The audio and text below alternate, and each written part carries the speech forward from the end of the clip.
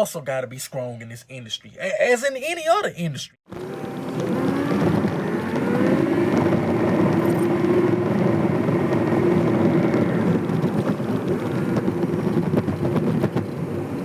So we didn't get loaded too early. We did get loaded a little early. I got here at 7 a.m. and it is now 7:45. So I was not able to get loaded too early. There were 2 trucks ahead of me, full-size trucks. They only had 1 person in there loading. So, and then I was waiting at the wrong dock door or overhead door. This is my first time at this place picking up, so I even pointed over in the direction I was at and said I said, I'm at the door right there. Yeah. So it is what it is. I'm loaded now. I got 1 piece, 350 pounds. That says 361. So we should be there by about 5 o'clock this afternoon. Hopefully we can land something before we even get unloaded. We shall see how it goes, man. All right, I'm out. Good morning. So I am just getting unloaded. I slept on site here in Mishawaka, Indiana. It is 7:06 a.m. Just dropped this off, and I got another little short one booked for 8 a.m. pickup. 24 miles from me. It's only going 126 miles. Taking me down near Indianapolis. So, really high probability I'll get another one today. So, yesterday, I ended up moving up from the Nashville area, because that's where I was sitting. So I decided to move up north. I was at least going to Louisville. Then I wasn't sure which way I was going to go, whether I was going to go Cincinnati or go Indianapolis. And then I decided to move more towards Indianapolis, which I didn't go very much further than Louisville. I just went a little north of there, stopped at a rest area, and then dispatch booked me this one. Not a long one, it was just a short one, 280 miles, that brought me up here to Mishawaka. Man, boards were just dead in my area yesterday, man. Well, dead in general, it seemed like, in the couple places I was looking. I don't know how it's been for any of you guys, but it's just been dead. It's been dead the last 2 days this week. I mean, both days this week so far. But I don't know. I'm up north. I get something today, I'm sure. Like I said, I'm just trying to stay in the good freight lanes and kind of keep bouncing around. Yeah, that's really my strategy for the week. If I see a good long one going to Laredo or something, I'll bid it at the price I want it, but I don't expect to get it, but I'm gonna bid it, Fuck it. Throw darts, right? Hopefully hit the board at some point. Alright, I gotta get this stuff in, and I can get it down the road and get this other one, and then I will holler at you guys in a bit. Alright, so we're loaded with 3 skids, 1,523 pounds. It is 8 a.m. Eastern, and we have about 126 miles to go. So that's all the update I got for you at the moment, man. I tell you what, man, it is cold. I got out this morning, came around to open my door. There's ice on my door handles and shit. It got real. Yeah, it just got real, man. Summer's gone. Fall's about to say bye-byes. Damn. Alright, man. Alright, bye. Alright, guys, so I try to help some people out by either talking to them, messaging them, what have you. If you're currently out here doing this, say you're working for a fleet owner, or you're an owner-operator and you're on with the carrier, or you're an independent with your own authority trying to work the boards and direct customers. Like, if I talk to you or you choose to communicate with me about anything,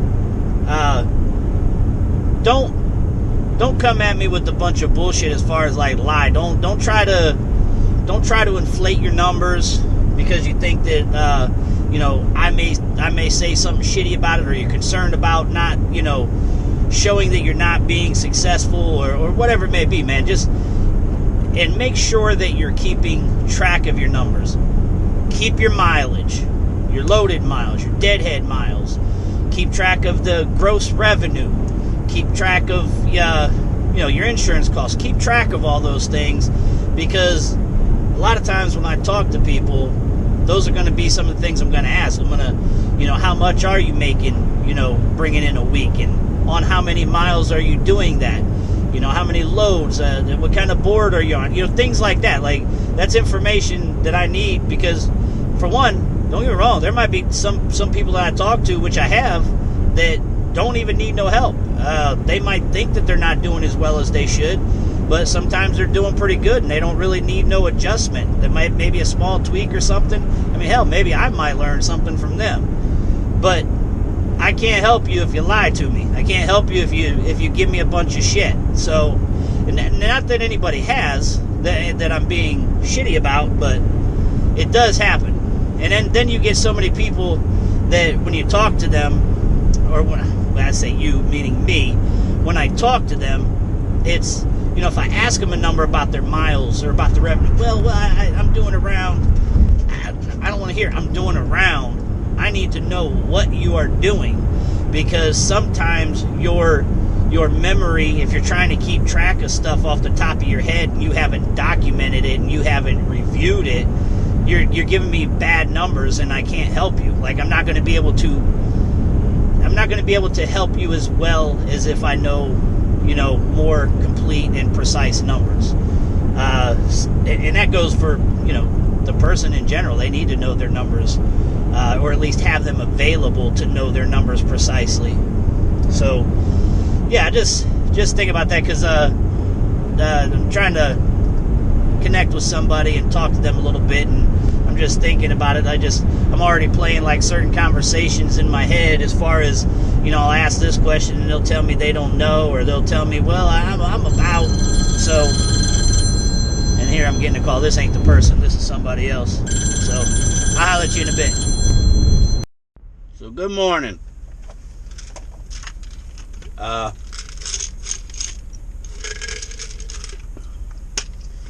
Wasting a little time till I go to this pickup. It says it's 10 a.m. Central Time. I'm in Wisconsin, picking up going to New Orleans. Sorry, just doing my normal morning shit. Brushing my teeth, wipe my face. Now I'm getting my little antacid, some ibuprofen. I take the ibuprofen because I've been doing some 5-hour powers lately, and I have gout that flares up when I have too much caffeine. So, drink a ton of water, take some ibuprofen occasionally, helps keep the gout from flaring up. I was starting to get a little soreness from that the other day. I was like, shit, I need to lay off the 5-hour powers. I didn't. I had another 5-hour power the next day. So, yeah. This load is going to New Orleans. It's supposed to be 5 pieces. 2 of them are 48 by 40 by 48. And 3 of them are 16 by 16 by 16. So, I shouldn't lose the bunk or anything. If the dims are accurate, that should only take up what is that? If I turn them sideways, they're able to turn sideways 80, 96. So roughly 100 inches. I have 120 to the bump. So we should be good. Did a load. I don't know if I updated or not. I I'll find out whenever I upload all this stuff and edit it. But I had 2 loads yesterday. I know I told you about the little shorty in the morning in Indiana, and then ended up getting one in the evening out of Indiana coming up here to Wisconsin, and then had this pre-booked for this morning going down to Louisiana, going to New Orleans. And it's supposed to be a hand unload. I have no idea what it is, so I know it's going to a hotel. So obviously no loading docks or anything. This one might have a loading dock. I don't know, man. I don't even know. I just know we're going to do it. We bid it in there to get some money for having to hand unload it, you know, going into a crap area for freight. So yeah, we got decent money for it and whatnot. So yeah, man, it's 8:30. I'm supposed to be there at 10. So all right, man, let me quit rambling to you guys and updating you guys like you gotta be all up in my business, like I gotta tell you my business. So alright, I'm out. So I just pulled out of the gas station I was at, which was a Quick Trip with the K up here in Wisconsin, man. Any of you that ain't ever stopped at a Quick Trip, oh my god, it's a fat guy's delight in there, man. They got everything you want, all kinds of snacks. They got raw steaks, raw burger, raw bacon. I mean, they got fruit, they got vegetables, pre-made meals, sandwiches, everything. But reason I was getting on here, let me show you real quick. Take this out of here. So I'm sitting here and there's this train coming, and that thing, hold on. So that thing, the little arms came down as soon as I pulled out of the gas station, and I just got to thinking. I was like, you know, there are drivers. It's so funny. Any of you that are already out here, you guys know, and any of you guys that are coming out here, you find out when you talk to drivers on a regular, like this would be something you would hear them bitching about, like, oh man, yeah, I was on my way to my pickup and yeah, effing train, man, right as soon as I pulled out, man. Can you believe it? Why would it route me that way? Why would dispatch send me that way where there's a train going to be coming at that time? Why would dispatch do that? You know, they should pay for that kind of stuff. They know that we have to come across train crossings at times. We should get extra money for that. I'm dead serious, man. I'm being a little on the exaggerated side, but you guys know that happens, man. The shit that the drivers bitch about. Like, some of them are valid bitches, but man, yeah, that's all I have, man. That's all I have. Yeah, so this is what we got. 2 skids going to a hotel, and I am out. Let me get this strap down so I can get out of here.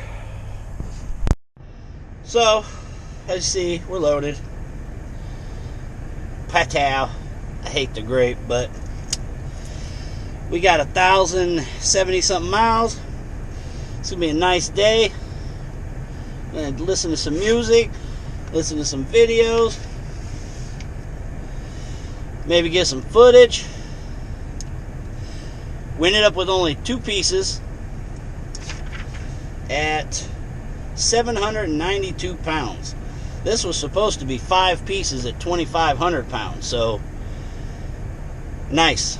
And as far as having to unload it, hand unload it, looks pretty easy peasy. I know they'll have some carts at the hotel. Break it down, put the boxes on there, cart them in. We're golden. Good. Why are you yelling? Alright, bye. Alright, afternoon everybody. So I wanted to talk about a couple of things that are commonly discussed among drivers, whether it be in the Facebook groups or if drivers are just sitting around chit-chatting. One of them being the amount of miles they get per week, and then you have the other part where people are talking about rates. So the reason I'm wanting to bring this up is that too often, and I've kind of touched on this before, but too often people get too focused on either the amount of miles they get at the end of the week or what kind of rate they're making per mile. And it's good to have a mix of both.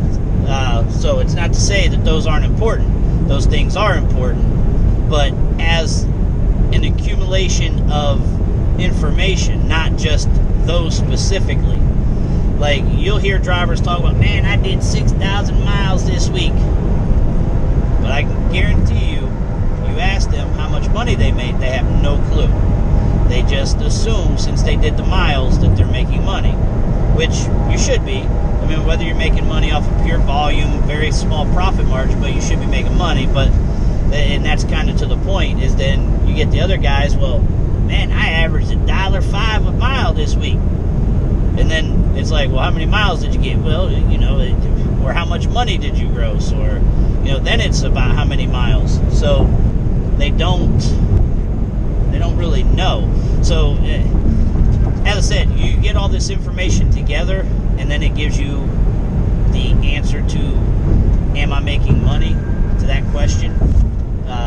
Because again, the people that are focused on miles are the people that are focused on rate only. It's like, well, I can't make a payment for my electric bill with miles.